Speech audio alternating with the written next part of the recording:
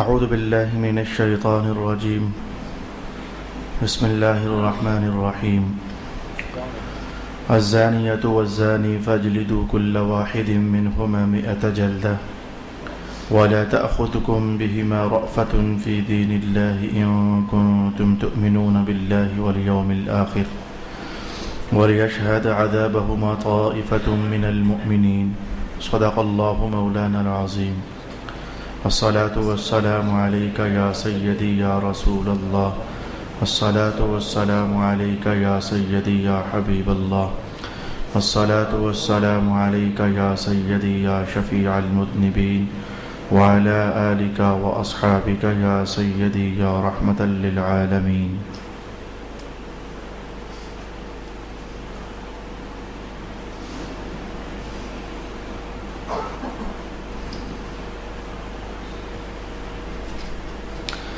زانیہ عورت اور زانی مرد، ان میں سے ہر ایک کو تم 100 کوڑے مارو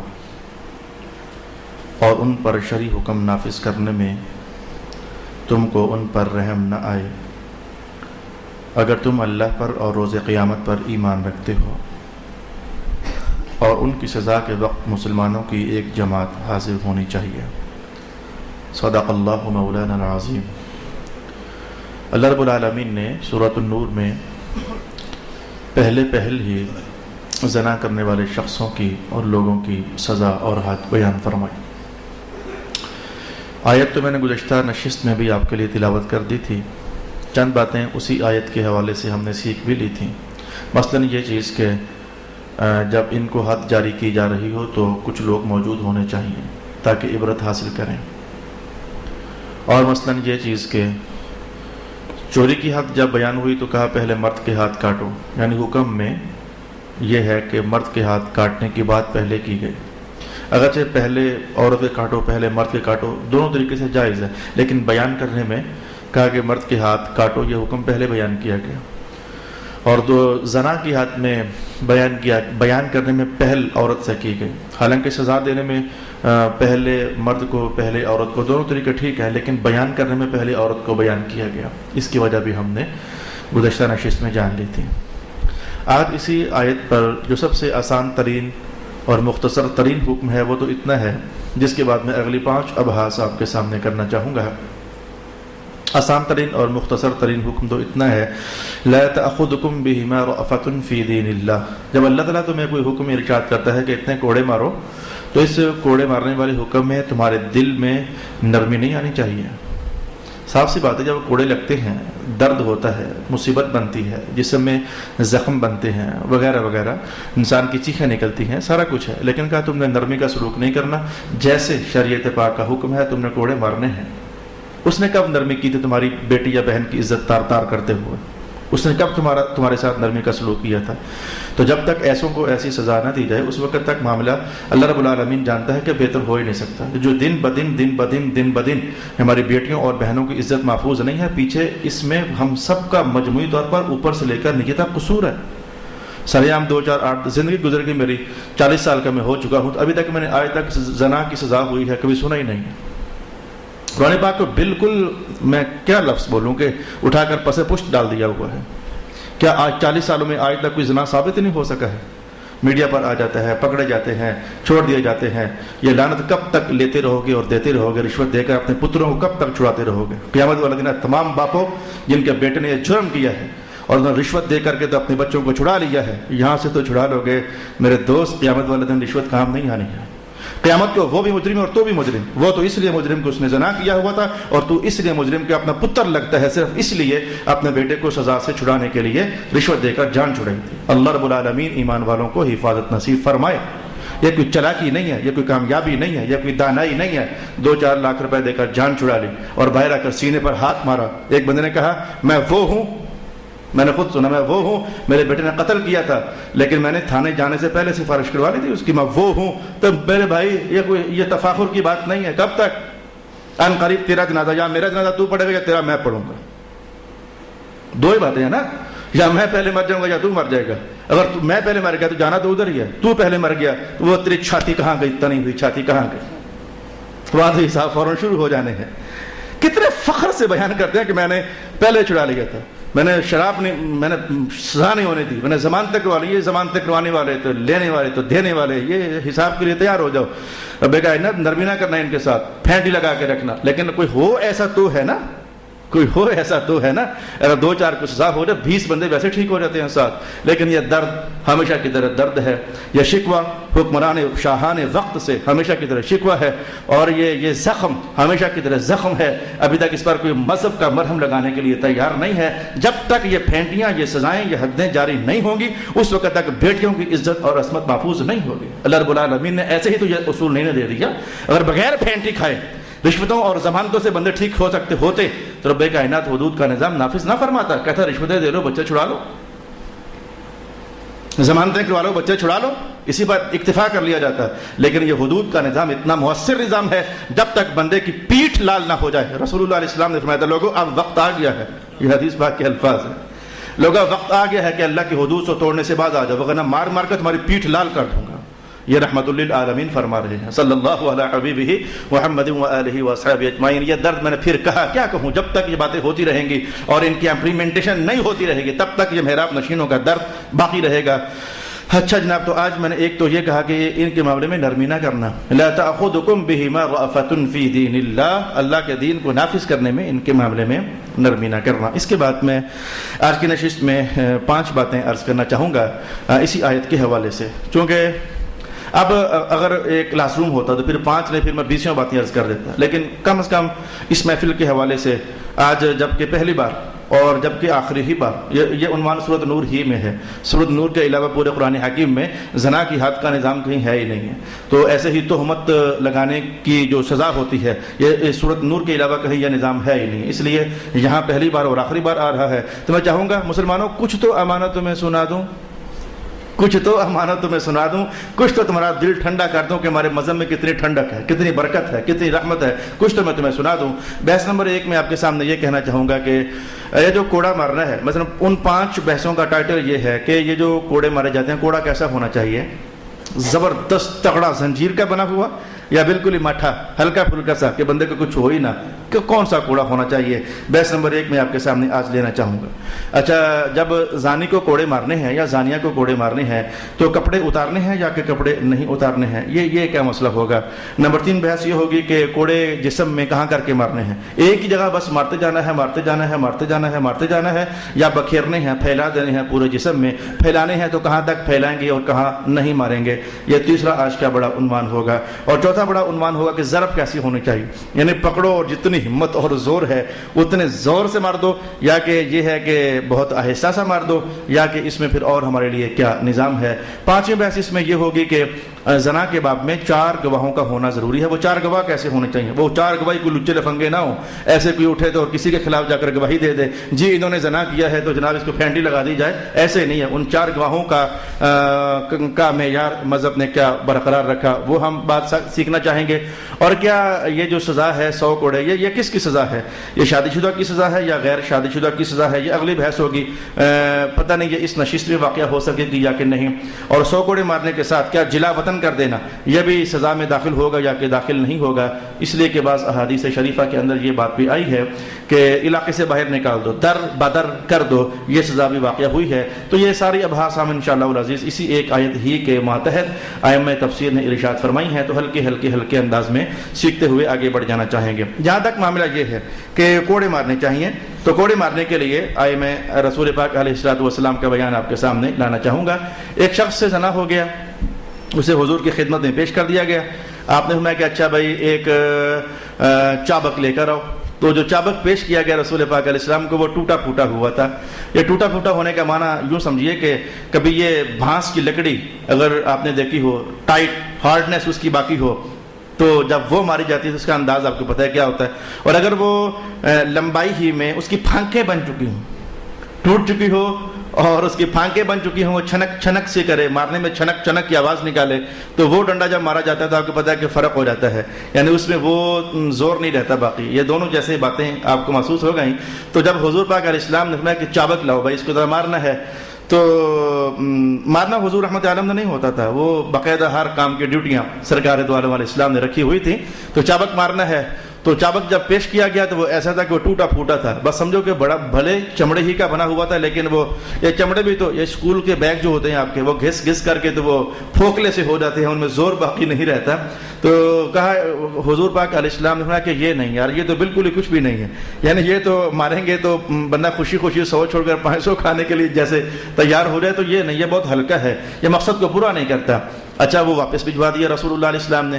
پھر سرکار دو عالم علیہ السلام کے پاس ایک چھڑی لائی گئی، لیکن چھڑی وہ ایسی تھی جیسے کہ ابھی ابھی شاخ کسی درخت کی توڑی ہے. وہ جو چابک ہوتا ہے نا، وہ کچھ اس شکل کا ہوتا ہے کہ پیچھے مٹھی لگی ہوتی ہے پرانے دور میں، آگے وہ جو جیسے عورتیں گت کرتی ہیں، گت، تو وہ 3-4 وہ تنیاں ہوتی ہیں، ان تنیوں کو آپس میں گت کر دی جاتی ہے. وہ گت کرنے کے بعد وہ ایک مضبوط بن جاتا ہے، وہ جب جسم پر لگتا ہے تو لگ پتا جاتا ہے. اچھا تو حضور نے وہ واپس بھجوایا. اچھا جو بھی اس طرح کی چیز ہوگی، مقصد جو بھی اس طرح کی چیز ہوگی اور مقصد پورا کر سکتی ہوگی، اس کے ساتھ 100 کوڑے مارنا جائز ہو جائے گا.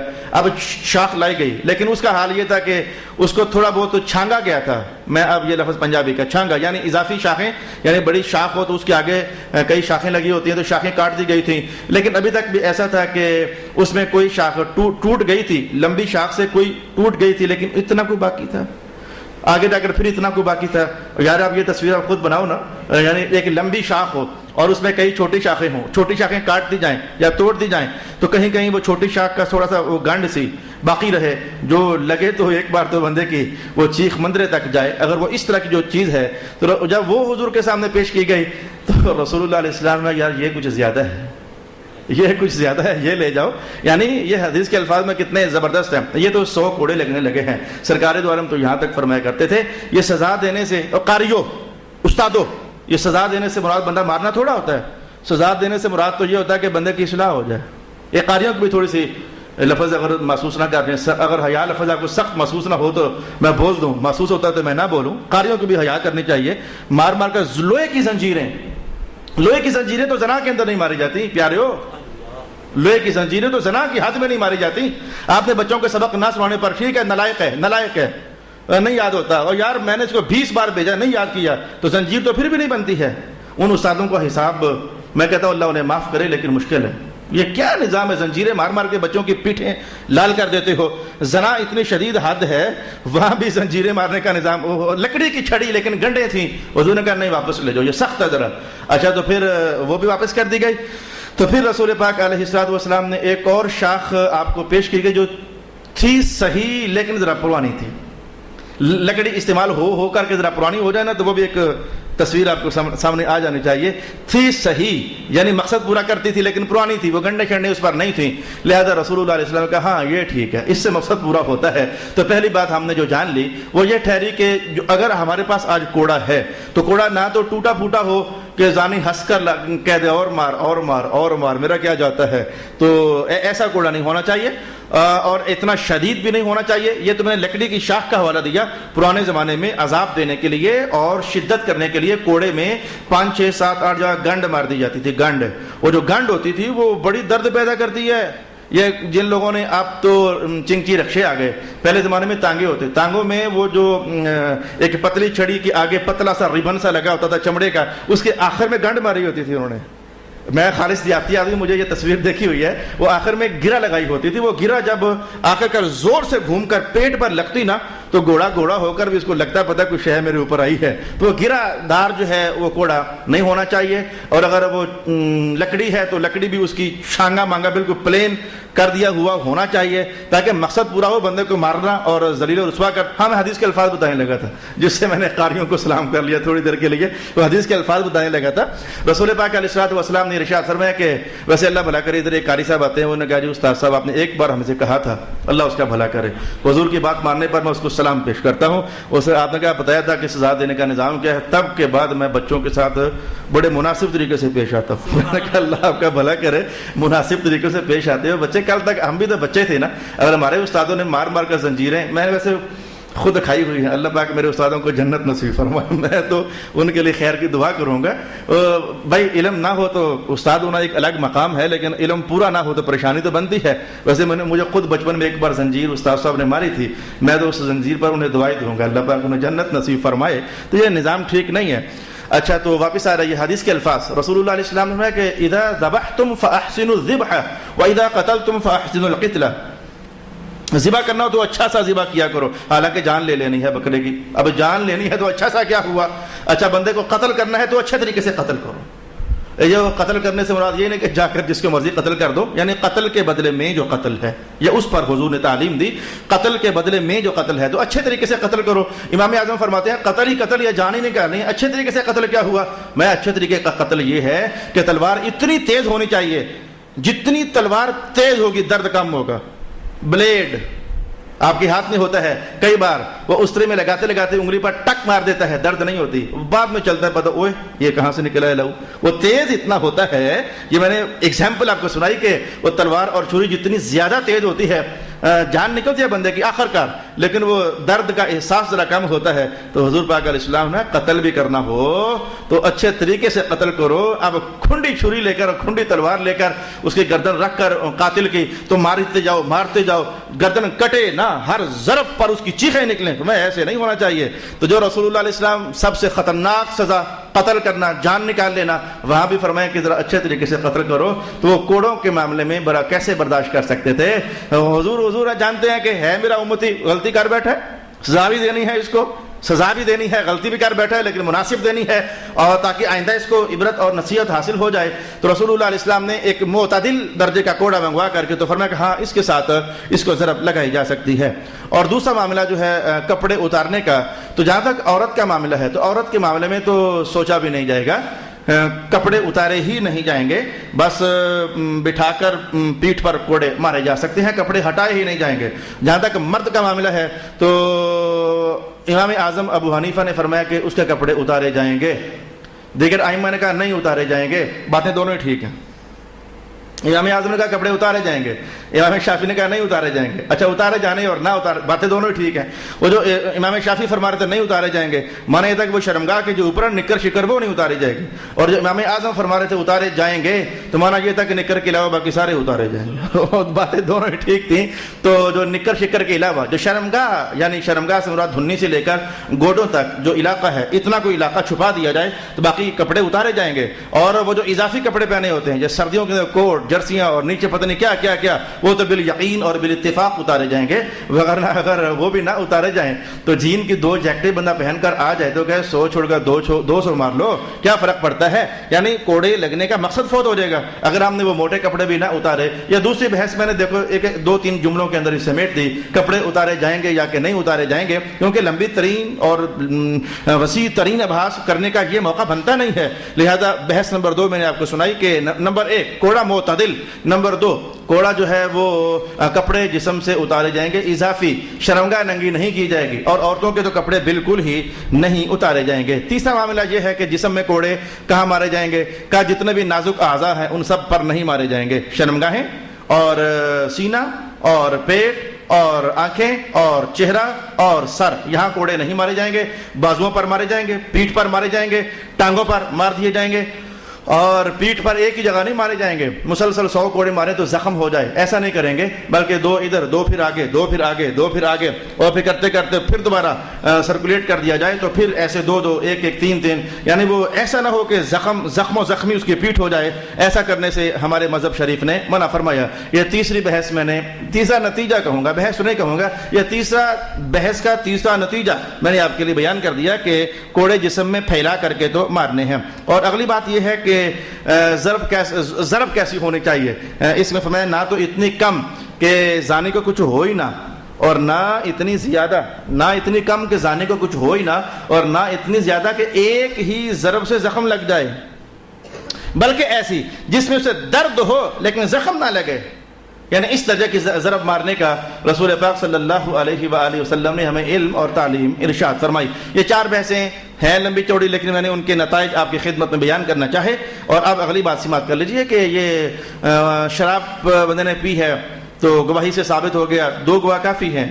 اچھا جناب علی, کسی بندے نے کسی کو تہمت لگائی ہے تو گواہی سے ثابت ہو گیا, 2 گواہ کافی ہیں. ایک بندے نے چوری کر لی, ہاتھ کاٹنے ہیں, 2 گواہ کافی ہیں گواہی دینے کے لیے.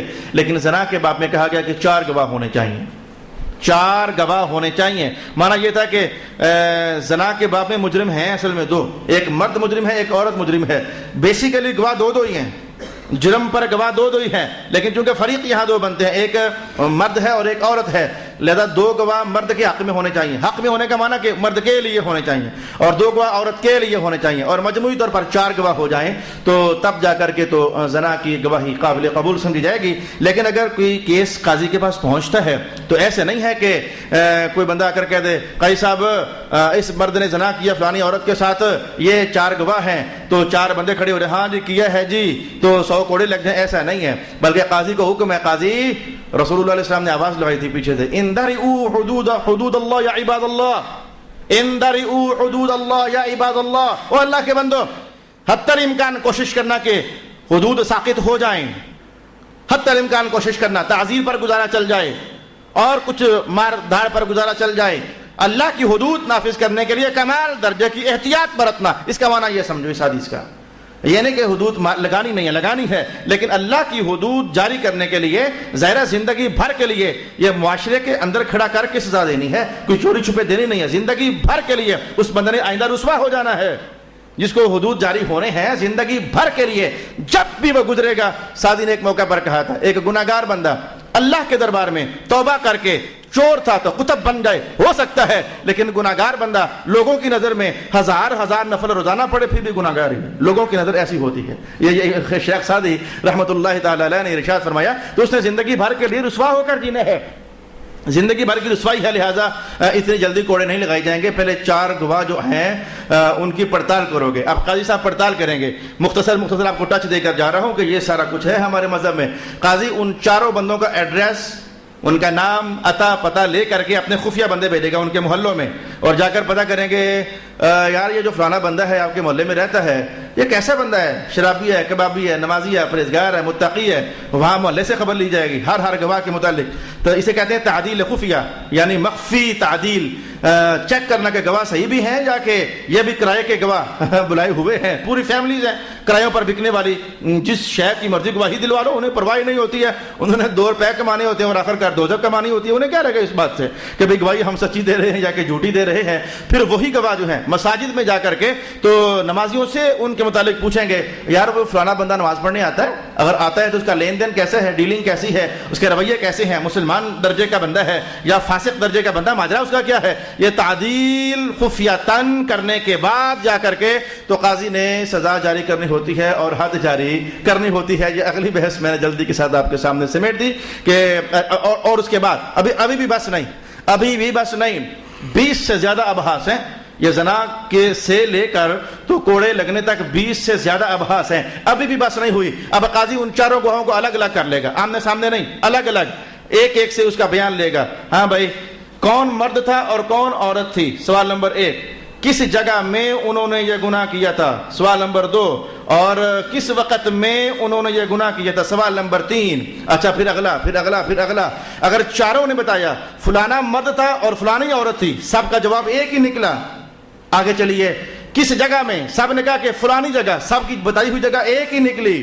اور پھر کس وقت میں, سب کا بیان کیا وقت ایک ہی نکلا, تو جا کر کے حد جاری ہوگی. اور اگر ایک نے کہا جی یہ گناہ مندرے ہوا اور دوسرا گواہ کہتا ہے یہ تو پائخان ہوا, حد ساقط ہو جائے گی. بھائی انہوں نے یہ جھوٹ بول رہے ہیں. یعنی ان گواہوں کو پرکھنے کا نظام بھی شریعت پاک نے دیا. اچھا ایک کہتا ہے جی گناہ کرنے والا فلانا مرد تھا اور دوسرا کہتا نہیں جی وہ تو فلانا تھا, حد ساقط ہو جائے گی, یہ کرائے کے گواہ ہیں, یہ جھوٹ بول رہے ہیں. یعنی ان گواہوں کو بھی شریعت کیسے ٹانگ کر رکھتی ہے. اچھا کس کا کب زنا ہوا, یہ گناہ کب ہوا, ایک صاحب کہیں جی یہ تو صبح 9 بجے ہوا اور دوسرے کہیں یہ زور کے بعد ہوا, حد ساقط کر دی جائے گی. یہ کرائے کے گواہ ہیں, یہ جھوٹے ہیں, فاسق ہیں, یہ گواہی دینے کے لائق ہی نہیں ہے. اتنی شدید جانچ پڑتال کے بعد اب اس کی پیٹھ ننگی کر کے لال کر دی جائے گی اور پھر آنے والے زمانے کے لوگوں کو نصیحت کے لیے انہیں کھڑا کیا جائے گا. دیکھو اگر تم بھی ایسا کرو گے تو تمہارے ساتھ بھی ایسا ہی کیا جائے گا. یہ ساری وہ امانتیں ہیں جو آج ارباب اقتدار کے موڈوں پر ذمہ داری ہے, سپاہیوں کے ذمہ داری ہے, یہ تھانے داروں کے سر پر یہ ذمہ داری ہے. اور یہ جو سزائیں دینے کے لیے جو آج جو محکمے بھی بنے ہوئے ہیں, جو ان کے سر پر کندھوں پر ذمہ داری ہے. چاہو تو اللہ کی ذمہ داری نبھالو اور چاہو تو جیب گرم کر لو, نتیجہ آخر ایک دن تمہارے سامنے آ جانے والا ہے. ایک صاحب میرے پاس روتے دھوتے کہنے لگا صاحب یہ ہو گیا وہ ہو گیا لیکن اب پولیس پکڑ ہی نہیں رہی ہے. میں نے کہا شکر الحمدللہ. کہنے لگا یہ کیا شکر الحمدللہ؟ میں نے کہا شکر الحمدللہ اللہ نے ایک دن ایسا رکھا ہوگا کہ جس دن کوئی بچ نہیں سکے گا. میں نے کہا اللہ پاک کا شکر ہے کہ اس نے ایک دن ایسا رکھا ہوا ہے کہ جس دن پھر کوئی بچ نہیں سکے گا. اس دن نہ یہ پولیسیں، نہ یہ رشوتیں، نہ یہ ضمانتیں، نہ یہ جھوٹ، نہ یہ تعلق، اور نہ یہ بڑا ہونا میں ایم این اے ہوں تو چھوڑ دے فلانے کو، نہ یہ وہ سب اس دربار میں پہنچیں گے تو لگ پتہ جانے والا ہے کہ ادھر سفارش کس کی چلنی ہے. ادھر تو سفارش ایک ہی چلنی ہے، ایک ہی سفارش چلنی ہے. اور بھی اگر سلامت تعلق رہا ہوا تو وہ کوئی رابطہ سلامت رہا ہوا تو چلیں. اس وقت میں دوسری بحث نہیں کر رہا، ایک 5 منٹ میرے پاس باقی ہیں تو میں ایک اور بحث کرنے کی کوشش کرتا ہوں. ایک حدیث کے اندر آتا ہے کہ رسول پاک صلی اللہ علیہ وآلہ وسلم نے ارشاد فرمایا البکر بالبکر جلد 100 وتغریب عام. حدیث کا قاری یہ کل ایک بینک میں ایک وکیل صاحب سے ملاقات ہوئی تو وہ کچھ اشکالات تھے ان کے. میں نے کہا آپ نے حدیث کی کتاب پڑھی ہے نا خود، شاید اس لیے آپ کو پریشانی بنی ہوئی ہے حدیث پڑھنی ہو. میں آپ کو ایک کتاب کا نام بتاتا ہوں، آپ وہ لیں وہ پڑھیں، انشاءاللہ العزیز یہ سارے اشکالات آپ کے ختم ہو جائیں گے. تو حدیث میں تو یہ ہے جو حدیث آپ کے سامنے پڑھی جانے لگی ہے، البکر بالبکر 100 جلدۃ 100 وتغریب عام. اگر کنوارا لڑکا اور کنواری لڑکی گناہ کر لیں یہ زنا والا تو 100 کوڑے تو مارنے ہیں لیکن ساتھ ہی ان کو اپنے دیش سے نکال دینا ہے، ان کو دیش سے نکال دینا ہے. حضرت علی فرماتے تھے میں تو نہیں نکالوں گا. حضرت علی فرماتے تھے میں تو نہیں نکالوں گا. اب آپ کو کیا لگا کہ جناب علی کو پتہ نہیں تھا؟ وہ قرآن چھوڑ رہے ہیں لا حول ولا قوت الا باللہ العلی العظیم. خلفائے راشدین کے دور میں آپ نے کہا میں تو کسی کو تغریب نہیں کروں گا، یعنی میں اس کو در بدر نہیں کروں گا، میں اسے جلا وطن نہیں کروں گا. اس کے پیچھے کہانی کیا ہے؟ زنا کی سزا کے لیے پہلے اصل میں قرآن اترنے سے پہلے ایک حدیث ہوا کرتی تھی. اس حدیث کے الفاظ یہ تھے، مکمل حدیث، یہ جو جملہ میں نے سنایا یہ تو اس کا ایک جملہ ہے. مکمل حدیث یہ ہوا کرتی تھی کہ کنوارا لڑکا اور کنواری لڑکی اگر زنا کریں تو 100 کوڑے مارو اور انہیں ملک بدر کر دو، شہر بدر کر دو، اس کے علاقے سے نکال دو، اور اگر شادی شدہ ہوں تو انہیں رجم کرو. مکمل حدیث یہ ہوا کرتی تھی. جناب علی المرتضیٰ فرماتے ہیں پھر اس وقت تک ابھی تک قرآن میں حکم نہیں اترا تھا. پھر جب قرآن میں یہ حکم آ گیا الزانیۃ والزانی فاجلدوا کل واحد منہما، تو حدیث میں 2 بندوں کی سزا تھی، کنوارے کی اور شادی شدہ کی. تو حضرت علی فرماتے ہیں کہ اس آیت میں کنوارے کی سزا کو اللہ نے متعین فرما دیا. تو کنوارے کی جو سزا پہلے چلا کرتی تھی اس آیت نے آ کر کے اس کا کچھ حصہ منسوخ کر دیا. اس میں 2 باتیں تھیں، 2 باتیں، اور وہ 2 باتیں یہ تھیں 100 کوڑے اور جلا وطن. اور جب یہ آیت آئی تو آیت نے کہا بس جلا وطن نہیں 100 کوڑے. تو حضرت علی فرماتے ہیں کہ وہ حصہ منسوخ ہو گیا، لہذا اب کنوارے لڑکے اور لڑکی کی سزا وہی رہے گی 100 کوڑے مارنا. اور اگر شادی شدہ ہوگا تو نظام آگے بڑھ جائے گا. اور پھر آپ نے جو یہ کہا تھا اس کے پیچھے کیا تھا کہ میں تو نہیں انہیں در بدر کروں گا، جلا وطن نہیں کروں گا. وہ ہوا یہ تھا کہ جناب عمر رضی اللہ تعالی عنہ نے ایک بندے کو جلا وطن کر دیا تھا. تو وہ جب ہرقل کے پاس پہنچا بندہ جلا وطن ہو چکنے کے بعد تو وہاں جا کر مرتد ہو گیا. تو حضرت علی کہنے لگے اب میں اپنے وطن سے بندے نکال کر اور کافروں کے ملک میں بھجوا کر کے انہیں اور مرتد کر دوں، میں تو یہ کام نہیں کر سکتا جبکہ یہ حکم منسوخ ہو چکا ہے.